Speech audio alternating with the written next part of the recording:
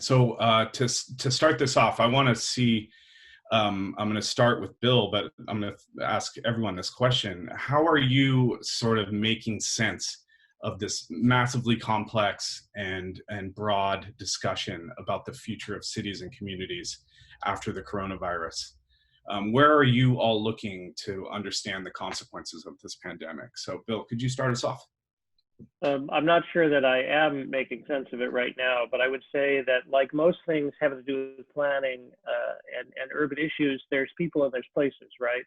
And those two things interact a lot. And of course, people's patterns change much more rapidly than the built environment.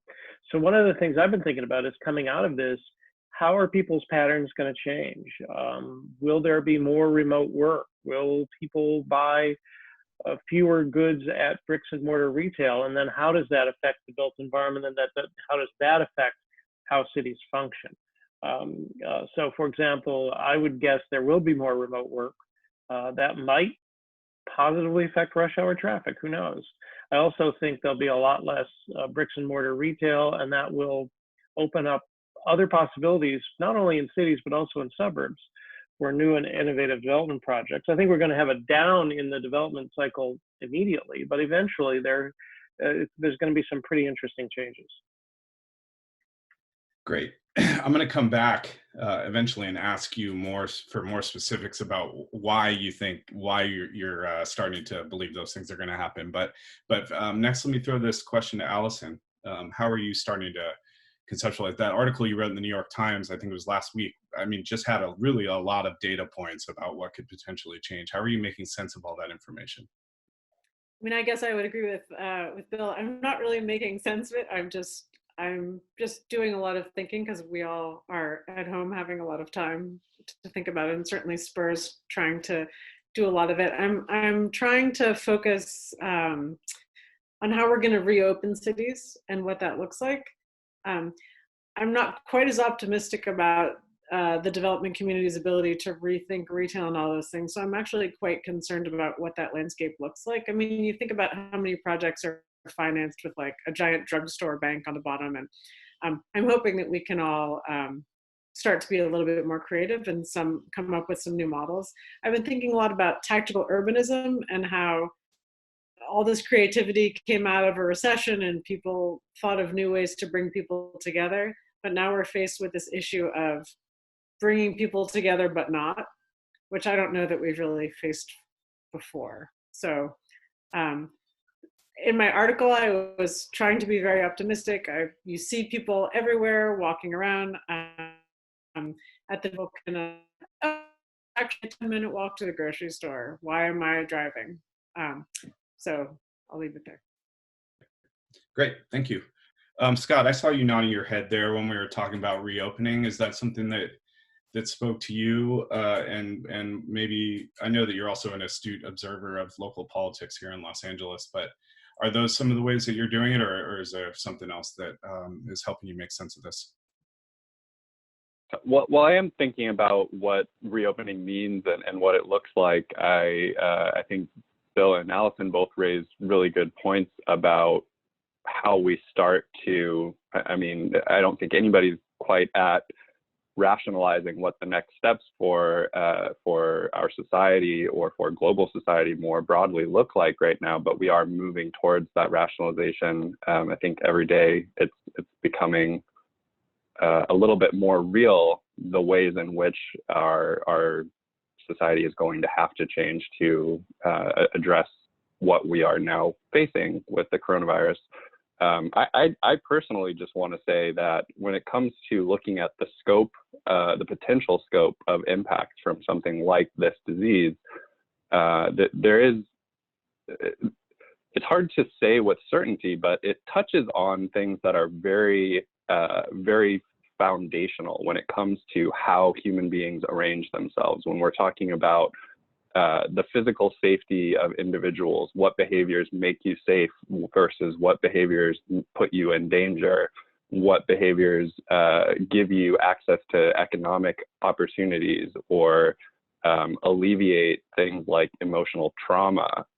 We're talking about a disease which in one sense is similar to certain natural disasters or things like war, where you might see a highly localized impact that causes a distinctive behavioral pattern among people. Namely, you might see migrations from a place where danger exists to a place where there is no danger or where there's less danger. Because what we're talking about is a global pandemic, it's not clear to people that by being somewhere else, you might lessen the personal danger that you're encountering. So I think very much like what Bill said at the top of this discussion, what we're probably going to see is people attempting to change their behaviors in the places that they live. And what that looks like is still somewhat an unknown, but it has the potential to be a very far-reaching set of changes.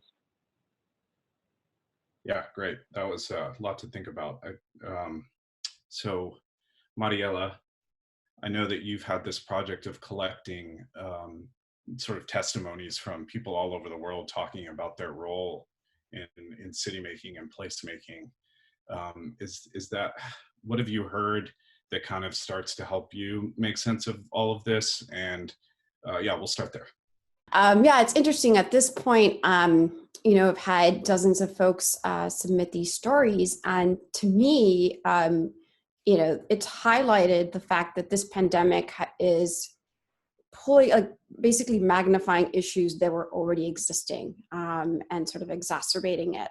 And that the kind of response that's needed is the response that we've needed to implement for some time for the same reasons, right? Or different reasons, but for the same structural reasons, right? So for what I've been thinking a lot about, especially hearing from these voices, is, okay, well, it's asking myself the journalistic questions, even though I'm the only non-journalist in the panel, like what, how and who, right? So what can we do? For me, this is a design problem, as Bill talked about in his article.